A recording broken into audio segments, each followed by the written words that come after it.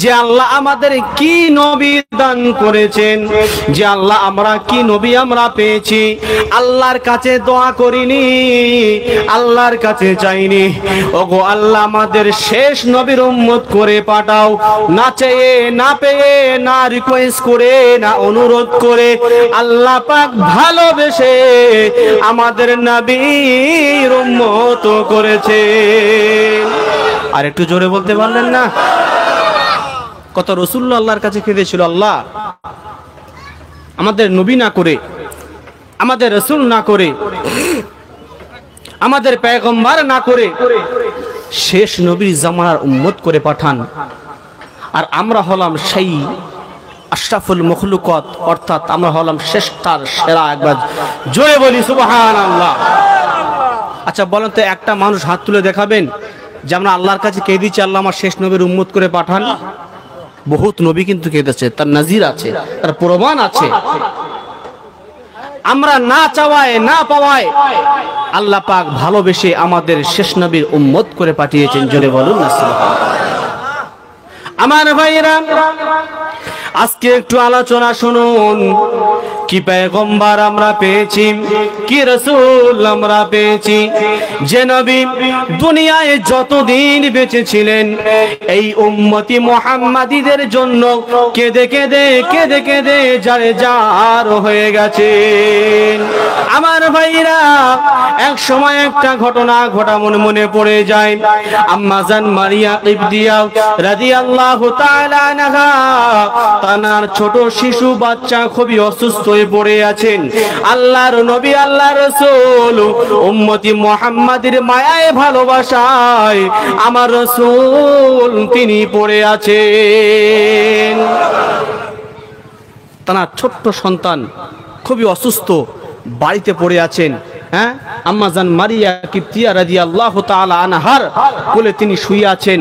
আর আল্লাহ রাসূল, আল্লাহর হাবিব এদিকে উম্মতি মুহাম্মাদীকে কেমন করে জান্নাতের পথে নিয়ে যাবে, উম্মতি মুহাম্মাদীকে কেমন করে জাহান্নাম থেকে ভালো রাস্তায় নিয়ে যাবে, আমার রাসূল সেই মগ্নতে পড়ে রয়েছেন। জোরে বলুন না সুবহানাল্লাহ।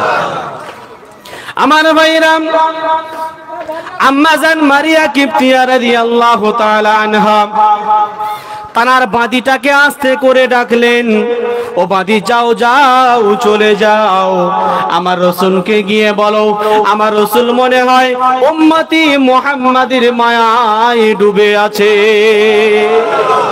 আমার ভাইরা, চোখে পানি চলে আসবে। আমার রাসূল, আমার হাবিব উম্মতি মুহাম্মাদীকে কেমন করে জান্নাতের পথে নিয়ে যাবে, সেই ভালোবাসায়, সেই মায়া মহাব্বতে ডুবে আছে। এদিকে আম্মা জান মারিয়া কিবতিয়া রাদিয়াল্লাহু তাআলা আনহা বাঁদিটাকে আস্তে করে ডেকে বললেন, ও আমার বাঁদি যাও যাও, চলে যাও, আমার রাসূল মনে হয় উম্মতের মায়ায় ডুবে আছে, উম্মতের মায়ায় পড়ে আছে। আমার রাসূলকে গিয়ে আস্তে করে বলো আম্মা জান আপনাকে স্মরণ করেছে। আমার ভাইরা, বাঁদিটা আস্তে আস্তে গিয়ে বললেন, ইয়া রাসূলুল্লাহ, ইয়া হাবিবাল্লাহ, হুজুর আম্মা জান আপনাকে স্মরণ করেছে। সুন্নাত নাই শুধু দাওয়াতেরি মেহমান, সুন্নাত নাই শুধু খাওয়া শেষে মধুপান, আরো সুন্নাত আছে তা কি তুমি জানো কি, শুনলে সেগুলো জীবনে কি মানো কি।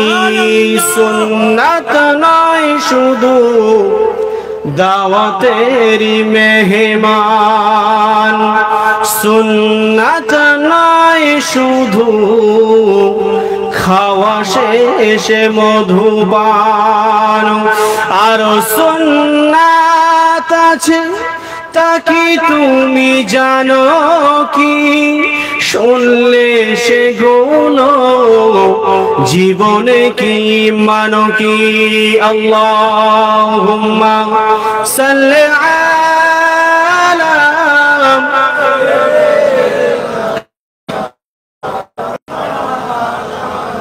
ওয়া আলা আলি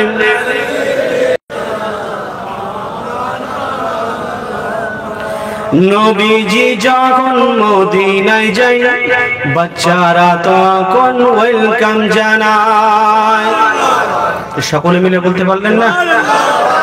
বিশ্বনবী জনাবে মুহাম্মদ রাসূলুল্লাহ সাল্লাল্লাহু আলাইহি ওয়াসাল্লাম আমার আল্লাহ পাকের হুকুমে মক্কা থেকে যখন মদিনায় তিনি হিজরত করছিলেন, মদিনার সমস্ত বাচ্চারা কারবন্দি দিয়ে দাঁড়িয়ে আমার রাসূলকে মোবারকবাদ জানাচ্ছে। জোরে বলুন। তাই কবি কবির ভাষায় বলছেন, নবীজি যখন মদিনায় যায় বাচ্চারা তখন ওয়েলকাম জানায়। নবীজি যখন মদিনায় যায় বাচ্চারা তখন ওয়েলকাম জানায়। ওয়াজাবা শুকরু আলাইনা কয় মিন সানিয়াতিল বিদায় জানায়। নবীজি যখন মদিনায় যায় বাচ্চারা তখন ওয়েলকাম জানায়। নবীজি যখন মদিনায় যায় বাচ্চারা তখন ওয়েলকাম জানায়। ওয়াজাবা শুকরু আলাইনা কয় মিন সানিয়াতিল বিদায় জানায়। আল্লাহুম্মা সাল্লি আলা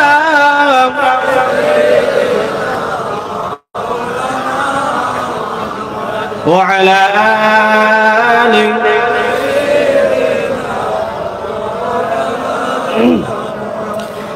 একদিন তোমারি নাম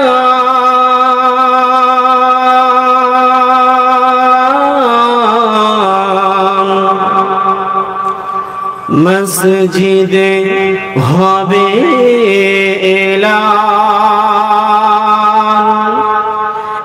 একদিন তোমারি নাম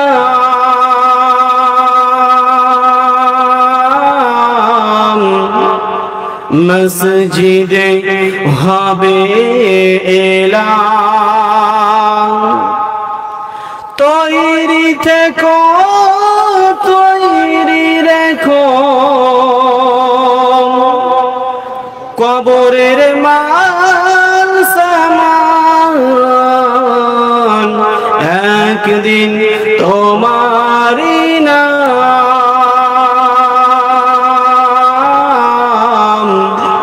মসজিদে হবে এলান। একদিন তোমারি নাম মসজিদে হবে এলান। আত্রী স্বজন মাতৃ প্রজন পরিয়ে তোমায় নতুন কাফন। আত্রী স্বজন মাতৃ প্রজন পরিয়ে তোমায় নতুন কাফন। নিয়ে যাবে ওই কবরেতে থাকবে না কেউ আপন। একদিন তোমারি নাম মসজিদে হবে এলান। একদিন তোমারি নাম মসজিদে হবে এলান। হাক্কানি দুরূদ শরীফ পড়ি আল্লাহুম্মা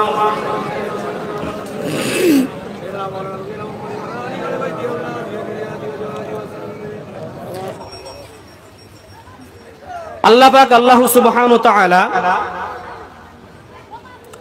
27 রজব অনেক উলামায়ে কেরামের মতে 27 রজব আল্লাহ রাসূল সাল্লাল্লাহু তাআলা আলাইহি ওয়াসাল্লাম তিনি মিরাজ করেছিলেন, জোরে বলুন না সুবহানাল্লাহ। তারও একটু আগে হযরতে মুসা কালিমুল্লাহ তিনি কিন্তু আল্লাহকে বারবার দেখতে চেয়েছিলেন যে আল্লাহ আমার এই উম্মতেরা আপনাকে একবার দেখতে চায়, এদের মনে বড় আশা, এদের মনে বড় আকাঙ্ক্ষা, আল্লাহ আপনি একটাবার আমাকে দেখা দেন। আল্লাহ পাক কি বললেন? এ মুসা লান তারানি, সম্ভব নয়, আমাকে দেখা সম্ভব নয়। মুসা তো ছাড়া বান্দা নয়। আর নবীদের মধ্যে সবথেকে রাগী নবী ছিল হযরতে মুসা আলাইহিস সালাতু ওয়াস সালাম। তো ইনি বারবার আল্লাহর কাছে অনুরোধ করছে যে আল্লাহ আমার উম্মতেরা শুনছে না, আপনি একটাবার হলে আমাকে দেখা দেন। আমার ভাই জানেরা, ওই সময় আমার আল্লাহ পাক আল্লাহ তাআলা মুসা আলাইহিস সালাতু ওয়াস সালামকে বলেছিলেন, ও নবী মুসা শোনো শোনো শোনো, আমি আল্লাহ তোমাকে জানিয়ে দিই, আমাকে দেখার মতো তোমার সে পাওয়ারটা আমি আল্লাহ তোমাকে দেইনি। ও মুসা আমাকে দেখার মতো সে ক্ষমতাটুকু তোমার নেই, লান তারানি, সম্ভব নয়।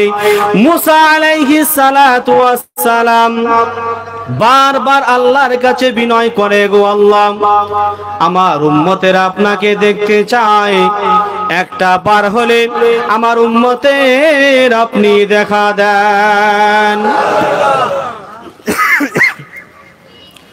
আল্লাহ পাক বলে দিলেন, ও নবী মুসা শোনো, আমি আল্লাহ অমুক সময় ওই তুর পাহাড়ের উপরে চলে এসো।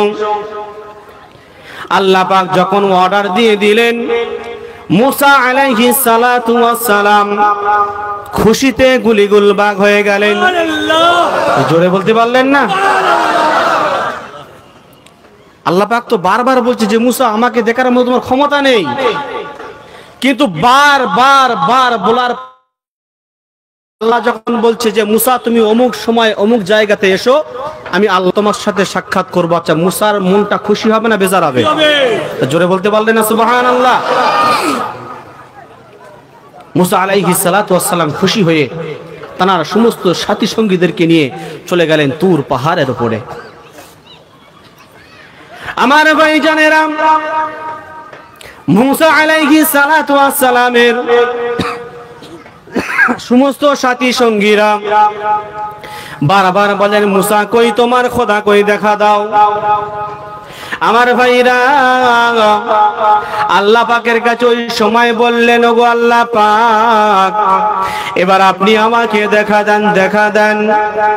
আমার ভাইরা আল্লাহ পাক আল্লাহ তাআলা ৭০,০০০ নূরের পর্দার ভেতর থেকে একটা সূচ যেমন ঢোকালে যেমন ছিদ্র হয়, ওই সামান্য ছিদ্রর মাধ্যম দিয়ে মুসা আলাইহিস সালাতু ওয়াস সালামের সামান্য একটু নূরের তাজাল্লি দিয়েছিলেন, তাতেই তারা জ্বলে পুড়ে ছারখার হয়ে যায়।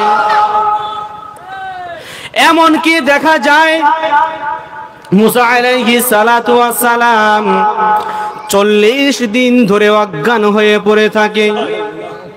আমার বক্তব্য হলো এটাই যে মুসা আল্লাহকে দেখতে চেয়েছিল, কিন্তু আমার নবী আল্লাহকে দেখতে চাইনি। আল্লাহ বলেন, ও আমার রাসূল, ও আমার হাবিব, আমি আল্লাহ তোমার সাথে সাক্ষাৎ করব। যেমন নবী আমি আল্লাহ, তুমি আমার বন্ধু, তুমি আমার হাবিব, তুমি আমার বাড়িতে এসো, তুমি হলে আমার মেহমান, আমি তোমাকে মেহমানদারি করব। তুমি আমাকে দেখতে চাওনি, আমি আল্লাহ তোমাকে দেখবো। জোরে বলুন না সুবহানাল্লাহ। আমার ভাইরা আমার কথার দিকে একটু ফলো করবেন। আমি কথাটা আপনাদের কি বলতে চাইছি, যে আল্লাহ আমাদের কি নবী দান করেছেন, যে আল্লাহ আমরা কি নবী আমরা পেয়েছি।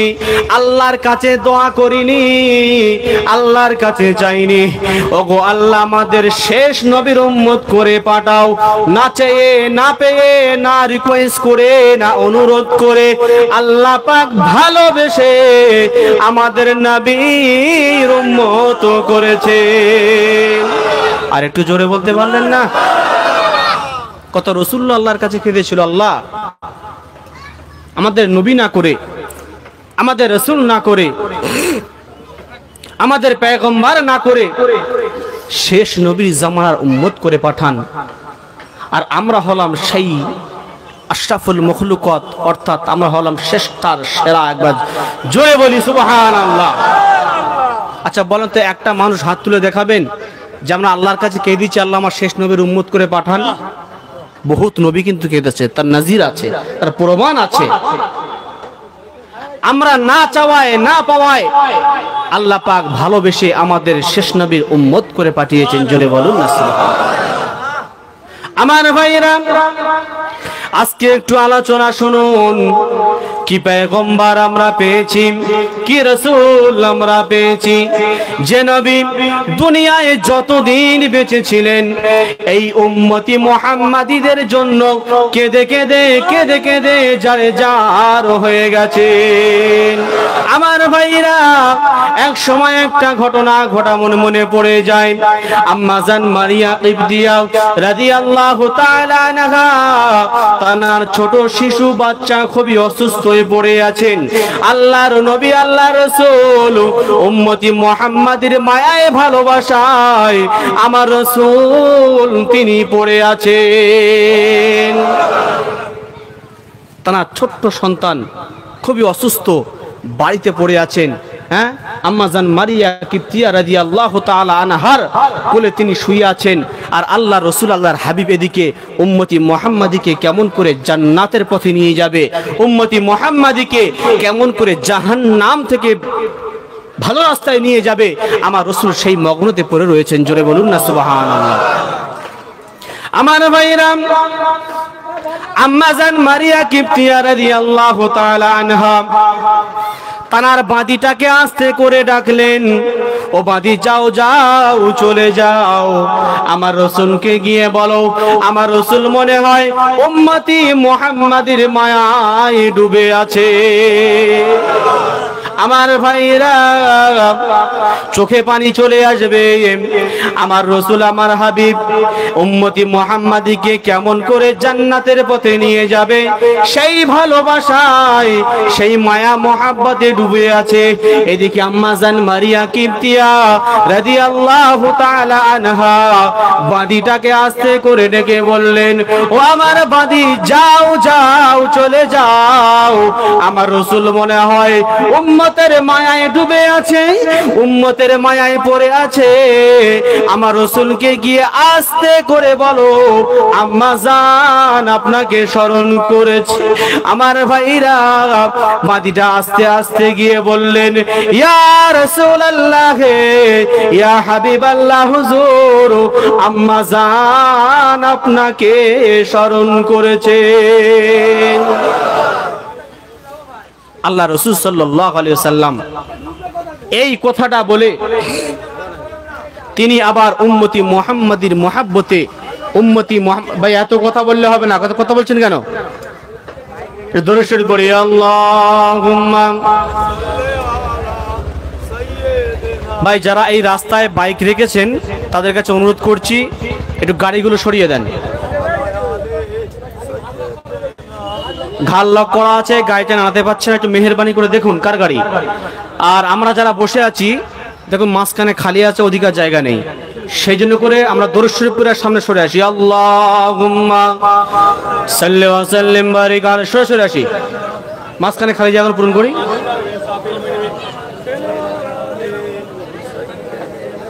হ্যাঁ, সরে আসি।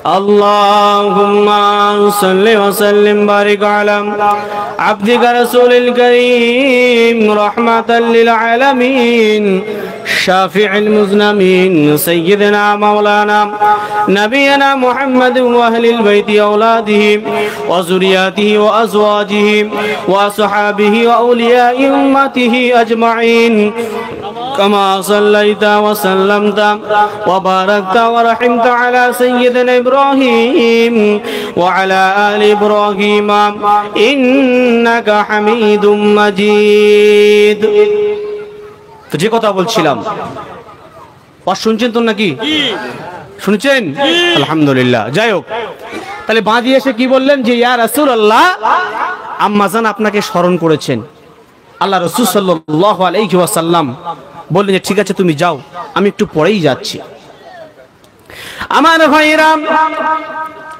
উম্মতের কান্ডারি নবী আমার আবার তার সাহাবীদেরকে নিয়ে আলাপ আলোচনা শুরু করলেন জোরে বলুন এদিকে বাঁধি এসে যে ডেকে গেল এই কথাটা আমার রাসূল আবার ভুলে গেলেন সংক্ষেপে বলি একবার দুবার তিনবার বললেন ইয়া রাসূলুল্লাহ ইয়া হাবিবাল্লাহ হুজুর আম্মা জান আপনাকে স্মরণ করেছেন আল্লাহ রাসূল আল্লাহর হাবিব বারবার একটাই কথা বলেছিলেন ও গোলাম যাও যাও যাও আমি উম্মতি মুহাম্মাদীদেরকে বিদায় দিয়ে আমি রাসূল ঘরে তাশরীফ নিয়ে আসি আমার ভাইরা উম্মতি মুহাম্মাদীর ভালোবাসায় উম্মতি মুহাম্মাদীর মহব্বতে আল্লাহ রাসূল আবার কথাটা ভুলে গেলেন আবার আলাপ আলোচনা শুরু করলেন আম্মা জান মারিয়া কিবতিয়া রাদিয়াল্লাহু তাআলা আনহা বাদীটাকে আবার ডেকে বলেন ও বাদী যাও যাও চলে যাও আমার রাসূলকে গিয়ে বলো আমার রাসূল বোধহয় ভুলে গেছে ও বাদী চলে যাও চলে যাও চলে যাও আমার রাসূলকে গিয়ে বলো এই মাত্র হয়তো মেহমানটা দুনিয়া থেকে বিদায় নেবে আমার ভাইরা বাতিটা গিয়ে রাসূলকে গিয়ে যখন বললেন ইয়া রাসূলুল্লাহ ইয়া হাবিবাল্লাহ হুজুর আম্মা জান বলে পাঠিয়েছেন মনে হয় এই মুহূর্তে মেহমানটা বিদায় নিয়ে চলে যাবে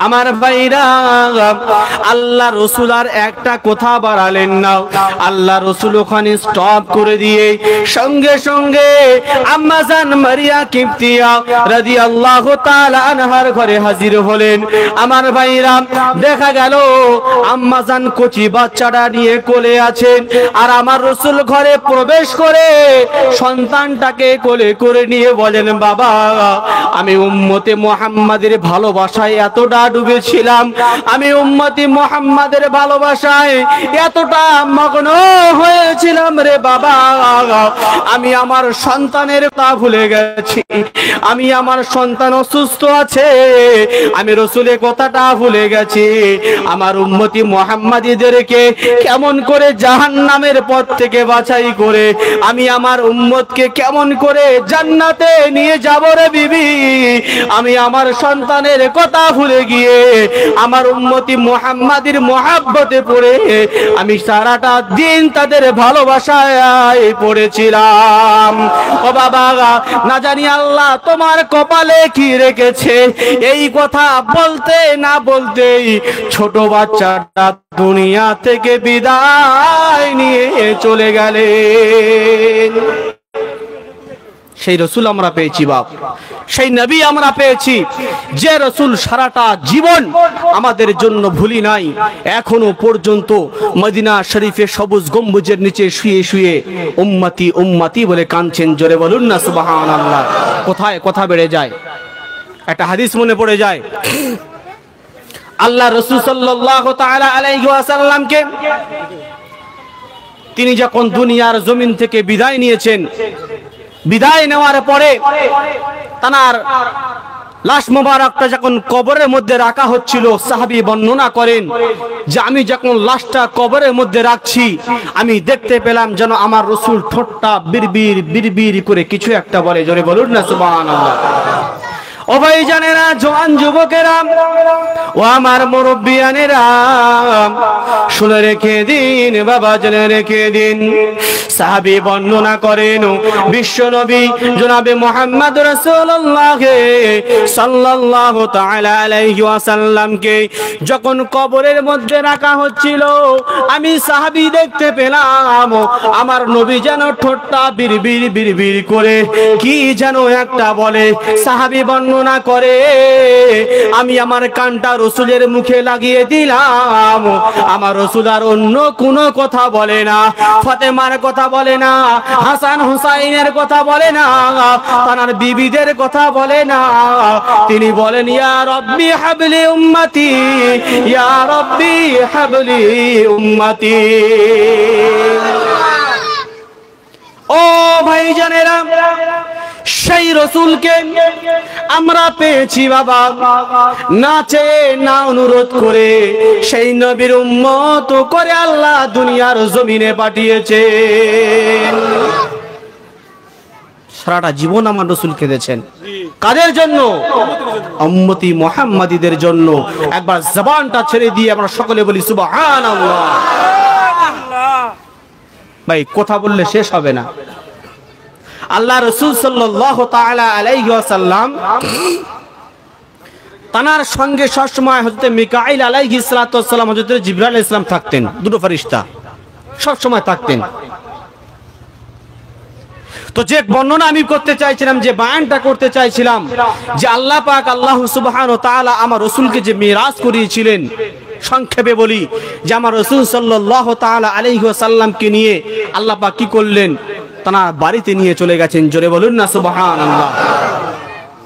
ও ভাইজানেরা, ও জওয়ানেরা, যুবকেরা, ও আমার মুরব্বিয়ানেরা, আল্লাহ পাক আল্লাহ তাআলা বলেন, আয় আমার রাসূল, আয় আমার হাবিব, আমি কথা বলবো তুমি শুনবে, আর তুমি কথা বলবে আমি আল্লাহ শুনবো। সংক্ষেপে বলে শেষ করি, আমার আল্লাহ পাক বলেন, আয় আমার রাসূল, যাও তুমি গিয়ে আমার জান্নাতটা ঘুরে এসো। আমার ভাইরা, আল্লাহর রাসূল আল্লাহর হাবিব যখন জান্নাতের দিকে গেলেন, জান্নাতটা সৈর করলেন, জান্নাতটা যখন দেখলেন, আল্লাহর রাসূল আল্লাহর হাবিব তার নজরটা একটা আঙ্গুর বাগানের দিকে চলে গেল। আমার রাসূল আমার হাবিব এই কথাটা মনে মনে করলেন, আহারে, আমি যদি সুন্দর একটা আঙ্গুরের খোসা নিতে পারতাম, ওই আঙ্গুরের খোসাটা নিয়ে আমার উম্মতি মুহাম্মাদীদেরকে দেখাইতাম। এই কথাটা মনে করতে না করতে আমার আল্লাহ পাক সঙ্গে সঙ্গে আল্লাহ রাসূলের সাবন দিয়ে দেওয়াল তুলে দেয়। পরিষ্কার হাদিসে লেখা আছে, আল্লাহ রাসূল তিনি মনে মনে করলেন যে আমি যদি একটা এই আঙ্গুরের ফল যদি আমি নিতে পারি, তাহলে দুনিয়ার জমিনে গিয়ে আমার সাহাবায়ে কেরামদেরকে দেখাবো, আমার সাহাবারা দেখো, যদি তোমরা দুনিয়াতে ভালো কাজ করো, নামাজ পড়ো, রাসূলের বিধান মেনে চলো, আল্লাহর হুকুম মেনে চলো, তাহলে তোমার জান্নাতে গিয়ে এমন সুন্দর সুন্দর তোমরা ফল খেতে পারবে। জোরে বলুন না সুবহানাল্লাহ। বর্ণনাকারী তিনি লিখছেন যে ওই এক একটা আঙ্গুরের খোসা ছিল এক ডোলকে বরাবর। একবার জোরে বলুন না সুবহানাল্লাহ। এক ডোলকে বরাবর মানে হলো এক একটা আঙ্গুর হলো এক একটা বালতির মতো বড়। একবার জোরে বলুন সুবহানাল্লাহ। সেখান থেকে জাহান্নাম সবকিছু শেয়ার করানোর পরে আমার রাসূল আমার আল্লাহর সামনে আবার হাজির হয়ে গেলেন। সংক্ষেপে বলি, আল্লাহ পাক যখন আমার রাসূলকে বিদায় দেবেন, আল্লাহ পাক একটা তোহফা দান করলেন, একটা হাদিয়া দান করলেন। কি? 50 ওয়াক্তের নামাজ। কত বললাম? 50 ওয়াক্তের নামাজ। আল্লাহ রাসূল সেটা খুশি হয়ে আল্লাহ রাসূল আসছেন। আস্তে আস্তে হয়তো মুসা আলাইহিস সালাতু ওয়াস সালামের সাক্ষাৎ। মুসা বললেন, ইয়া রাসূলুল্লাহ, আপনি যে আল্লাহর সাথে সাক্ষাৎ করেছেন, আল্লাহ আপনাকে কি তোহফা দিয়েছেন, কি হাদিয়া দিয়েছেন? বলছে 50 ওয়াক্তের নামাজ। বলছে সম্ভব নয়, চলে যাও। কেন? আমার উম্মতি মুহাম্মাদের উপরে 1 ওয়াক্ত 2 ওয়াক্ত নামাজ ফরজ ছিল, এরা সেটাও ঠিকমতো আদায় করতে পারতো না। ইয়া রাসূলুল্লাহ, আপনি যান, আপনি কমিয়ে নিয়ে আসেন। বারবার যেতে যেতে যেতে যেতে 45 ওয়াক্ত কমিয়ে দিল, রইল কত? 5। আল্লাহ বললেন, যাও আমার রাসূল, তোমার এই উম্মতি মুহাম্মাদ যদি 5 ওয়াক্ত নামাজ পড়ে, তাহলে আমি আল্লাহ ওদের আমলনামায় 50 ওয়াক্তের নামাজের সওয়াব দেব। জোরে বলুন না সুবহানাল্লাহ। সেই নামাজ কিন্তু আজকে আমাদের পড়তে হবে, সেই নামাজ আদায় করতে হবে। সেই জন্য করে দেখবেন আমরা নামাজ পড়ি ভাই, অনেকে নামাজ পড়ি, কিন্তু যে নামাজ পড়তে গেলে আমার যে মেন কাজ কিন্তু আমরা সেটা করি না। কি আল্লাহ পাক কোরআনে বলছেন হালালান তাইয়্যিবা, হালাল খাদ্য খেতে হবে। সেই জন্য করে আমরা অনেক ওয়াজের মাধ্যম দিয়ে শুনি যে আমাদের সুমিফতান গাছি রহমাতুল্লাহ আলাই তিনি সব সময় এক কথা বলছেন, হালাল খাদ্য খেয়ে আল্লাহর ইবাদত করো, আল্লাহ পাক হালালান তাইয়্যিবা, হালাল খাদ্য খাবে, আল্লাহ পাক নামাজ পাক, খাদ্য পাক, জায়গা পাক, আল্লাহর সঙ্গে সঙ্গে আমার ইবাদতটা কবুল করে নেবে। জোরে বলুন না সুবহানাল্লাহ। আল্লাহ রাসূল যখন ফিরে আসছেন, আল্লাহ রাসূল আরশের পায়া ধরে কাঁদছেন। আমার রাসূল বলেন কাঁদছেন, আল্লাহ বলছেন আমার হাবিব তুমি কাঁদছো কেন? বলছে আল্লাহ আমি তো আপনাকে দেখলাম, আমার জীবনটা সার্থক হয়ে গেল, কিন্তু আমার উম্মতি মুহাম্মাদিরা কেমন করে দেখবে? ওই সময় আমার আল্লাহ পাক আল্লাহ তাআলা বলেন, আয় আমার রাসূল, আয় আমার হাবিব শোনো শোনো শোনো, আমি আল্লাহ পাক জানিয়ে দিলাম as-salatu mi'rajul mu'minin, নামাজের মাধ্যমে তোমার বান্দার আমি আল্লাহ দিদার হয়ে যাবে। শর্ট করে বলি ভাই বোঝাবার জন্য, আল্লাহ পাক তাআলা আল্লাহ রাসূল কি হলেন, চলে এলেন কোথায়? মিরাজ করে আসার পরে আল্লাহ রাসূল খানায় কাবা শরীফে চুপচাপ মেরে দাঁড়িয়ে রয়েছেন। এমত অবস্থায় আবু জেহেল পাশ দিয়ে হেঁটে হেঁটে যাচ্ছেন। কোথায়? যে ভাইপো কি ব্যাপার, আজকে চুপচাপ দাঁড়িয়ে আছো, কিছু বলছো না? বলছে চাচা কি বলবো, আল্লাহ পাক আজকে জানেন আমাকে দিয়ে এমন একটা কাজ করিয়ে নিয়েছেন। বলে কি কাজ? বলছে আল্লাহ আমাকে দিয়ে আজকে মিরাজ করিয়েছেন। জোরে বলবেন না? আর একটু সকলে মিলে হবে না সুবহানাল্লাহ। আবু জেহেল তিনি একটা ফাঁক পেয়ে গেলেন। কি ফাঁক? উনি মনে মনে করছেন যে আমি তো সারা জীবন রাসূলকে পাগল বলেছি, সারাটা জীবন বলে এসেছি যে মুহাম্মদ একটা পাগল, মাথায় কিছু নাই, ও জাদু জানে, ও মন্ত্রণা জানে। সকলে বলছে নাউযুবিল্লাহ মিন যালিক। তাহলে আবু জেহেল একটা ফাঁক পেয়ে গেল যে আজকে যে মুহাম্মদ বলছে আমি আল্লাহর সাথে মেরাজ করেছি, বাইতুল মুকাদ্দাস ঘুরেছি, বাইতুল মুকাদ্দাস দেখে এসেছি, অতএব এই কথাটা কখনো মানা যাবে না। সেই জন্য করে আবু জেহেল ফাঁক খুঁজলো যে এই একটা হলো মানে একটা সুযোগ পেলাম যে মুহাম্মদকে পাগল বানানোর একটা প্রুফ পেয়ে গেলাম। আচ্ছা বলছে আচ্ছা ভাই বলো কি, তুমি যে আমার সাথে এখনই যে কথা বললে যে আমি যে মেরাজ করেছি এবং বাইতুল মুকাদ্দাসে আল্লাহ তোমাকে ঘুরিয়ে নিয়ে এসেছেন, বলছে হ্যাঁ। বলছে এই কথাটা জনসম্মুখে বলতে পারে? বলছে হ্যাঁ বলবো। আচ্ছা আমি যদি বলি আমি লৌজান থেকে এখনই এসেছি, তা আপনি যদি বলেন আমি গেছি লৌজাঙ্গে মসজিদ ইমাম সাহেবের কাছে, তা আপনি যদি বলেন যে লৌজাঙ্গের মসজিদের ইমাম সাহেব কোথায় আছে, আমি বলতে পারবো কিনা? পারবো ইনশাআল্লাহ, কারণ আমি দেখা করে এসেছি, কথা বলে এসেছি। তো আবু জেহেল তিনি মনে মনে করছেন যে এই মক্কা শরীফ থেকে বাইতুল মুকাদ্দাস যেতে লাগে 40 দিন। কদিন বললাম? আসতে লাগে 40 দিন। কদিন হলো? সেই সময় তো এখানে কিছু ছিল না, উটির পিঠে উঠে কিছুটা দূর যেত মরুভূমি বাজির উপরে, একটু আরাম করতেন, সেই উটির পানি খাদ্য খাওয়াতেন, আবার বিশ্রাম নেওয়ার রওনা হতেন। এমন করতে করতে দেখা যায়, হিসাব করে দেখা গেল 40টা দিন লাগে যেতে কোথায়? বাইতুল মুকাদ্দাস। আবার আসতে লাগে কদিন? 40 দিন, হলো 80 দিন। তাহলে আল্লাহ রাসূল যখন বলছেন যে এক রাতে আল্লাহ বাইতুল মুকাদ্দাস ঘুরিয়েছেন, আবু জেহেল এই একটা বড় মস্ত ফাঁক পেয়ে গেছে যে মুহাম্মদকে এবার পাগল আমি বানাবো। সমস্ত গোত্র লোক যখন ডাকলো, বলছে মুহাম্মদ বলো তুমি কি সত্যি করে বাইতুল মুকাদ্দাসে গিয়েছো? তুমি কি সত্যি করে আল্লাহর কাছে মেরাজ করেছো? বলছে হ্যাঁ করেছি। একে অপরের সব কানা ঘোষা করতে লাগলো। কি করলো? কানা ঘোষা করতে লাগলো। এমত অবস্থায় দেখা যায় আল্লাহ রাসূলকে প্রশ্ন করছেন যে মুহাম্মদ তুমি যে মেরাজ করেছো, তুমি যে বাইতুল মুকাদ্দাসে গিয়েছো, তাহলে তুমি বলো দিনি বাইতুল মুকাদ্দাসের দরজা কটা, জানলা কটা? সংক্ষেপে বলছি।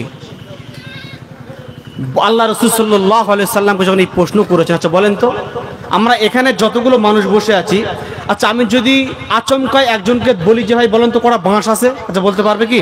সম্ভব? আচ্ছা এনে কি এখানে বাঁশ গুনতে এসেছে? কি করতে এসেছে? ওয়াজ ও নসিহত শুনতে এসেছে, ঠিক কিনা?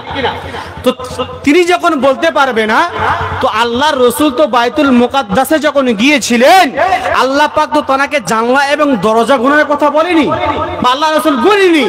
এমন করে চট করে যখন প্রশ্ন করলেন, আল্লাহ রাসূল আচমকা হয়ে গেল। ও ভাইজানেরা, জওয়ান যুবকেরা, ও আমার মুরব্বিয়ানেরা, শুনে রেখে দিন বাবা, জেনে রেখে দিন বাবা, বিশ্ব নবী আমার, দিন দুনিয়ার বাদশাহ নবী জনাবে মুহাম্মদ রাসূলুল্লাহ সাল্লাল্লাহু তাআলা আলাইহি ওয়াসাল্লামকে যখন প্রশ্ন করলেন, এ মুহাম্মদ তুমি বলো বলো, তাহলে বাইতুল মুকাদ্দাসের জানলা কটা, বাইতুল মুকাদ্দাসের দরজা কটা আছে? বেঈমান কাফেররা বলল, এই মুহাম্মদ শোনো, তুমি এই কথাটা কি আবু বকরের সামনে বলতে পারবো? হ্যাঁ বলবো, কোনো অসুবিধা নাই। আবু বকরকে ডাকলো। আবু বকরকে ডাকার পরে আবু বকর সঙ্গে সঙ্গে বলতে লাগলো, ইয়া রাসূলুল্লাহ গে, ইয়া হাবিবাল্লাহ হুজুর, গতকাল রাত থেকে আপনাকে খুঁজে খুঁজে আমরা পেরেশান হয়ে গেছি। এই যে মিরাজ করেছে, এ তো বিশ্বাস করতে চায় না। আবু বকর সেটা প্রমাণ করে দিল যে ইয়া রাসূলুল্লাহ, ইয়া হাবিবাল্লাহ, আপনি যে মেরাজে গিয়েছিলেন, কিন্তু গতকাল রাত থেকে আপনাকে আমরা খুঁজে খুঁজে খুঁজে খুঁজে পাগল হয়ে গেছি। জোরে বলুন না সুবহানাল্লাহ। এই কথাটা যখন বেঈমান কাফেররা শুনলো, তারাও কানা ঘোষা শুরু করবে। কি বলে আবু বকর? হ্যাঁ, আবু বকর কি কথা বলে? আমার ভাই জানেরা, আল্লাহ রাসূলকে যখন প্রশ্ন করলেন, ঠিক আছে যা হয়েছে হয়েছে, এবার তুমি বলো, আমরা তো বাইতুল মুকাদ্দাসে গিয়েছিলাম 2 বছর 4 বছর আগে, বাসি হয়ে গেছে আর মনে নাই। তুমি তো গত রাত্রে টাটকা ঘুরে এসেছো। আয় রাসূল তুমি বলো বলো বলো, বাইতুল মুকাদ্দাসের দরজা জানলা কটা? আমার রাসূল চুপচাপ হয়ে গেলেন, কোনো কথাই আর বলছেন না। ও ভাইজানেরা, আমার রাসূল এমত অবস্থায় দেখতে পেল, আল্লাহ পাকের হুকুমে ওই বাইতুল মুকাদ্দাসটা তুলে নিয়ে এসে আমার রাসূলের সামনে হাজির করে দেয়। আর আমার রাসূল সেটা গুনে গুনে বলছেন, বাইতুল মুকাদ্দাসের জানলা বলা তো দূরের কথা, বাইতুল মুকাদ্দাসের দরজা কটা আছে বলা তো দূরের কথা, আমি রাসূল এই কথাটাও বলে দেব যে বাইতুল মুকাদ্দাসের দরজার যে ছিটকিনি, তার রংটাও কেমন। জোরে বলুন, আর একটু জোরে হবে না? আমার ভাইরা, সেই মেরাজের মাধ্যম দিয়ে আমরা পেয়েছি নামাজ। এই 5 ওয়াক্ত নামাজ যদি আমরা যথাযথভাবে আদায় করতে পারি, আল্লাহ পাক আমার আপনার আমল নামায়ে 50 ওয়াক্তের নামাজের সওয়াব দেবে। জোরে বলুন না সুবহানাল্লাহ। সেই জন্য করে সুফিয়ান গাসি রাহমাতুল্লাহ আলাই, তিনি কিন্তু একটাই কথা বলেন যে বাবা 5 ওয়াক্ত নামাজ তোমরা পড়ো। আচ্ছা, কথাটা খারাপ না ভালো বলেন তো? এই 5 ওয়াক্ত নামাজ যদি আমরা হালাল রুজির মাধ্যম দিয়ে যদি আমরা সঠিকভাবে আদায় করতে পারি, তাহলে আল্লাহ পাক আমার এই নামাজটা কবুল করে নিয়ে বেশক আমাকে জান্নাত দেবেন। জোরে বলুন না সুবহানাল্লাহ। সকলের কাছে বিনয় করে বলবো, আমরা সকলে যেন 5 ওয়াক্ত নামাজ এবং হালাল রুজি সাধ্যমতো পরেজগার সকলে যেন মেনে চলতে পারি। আল্লাহ পাক আল্লাহ সুবহানাহু ওয়া তাআলা আমাদের সকলকে শোনার চাইতে বেশি বেশি করে আমল করার তৌফিক দান করেন। আল্লাহুম্মা আমিন। ওয়া আখিরুদ দাওয়ানা আলহামদুলিল্লাহি রাব্বিল আলামিন। একবার উচ্চ স্বরে দরুদ শরীফ পড়ি, আল্লাহুম্মা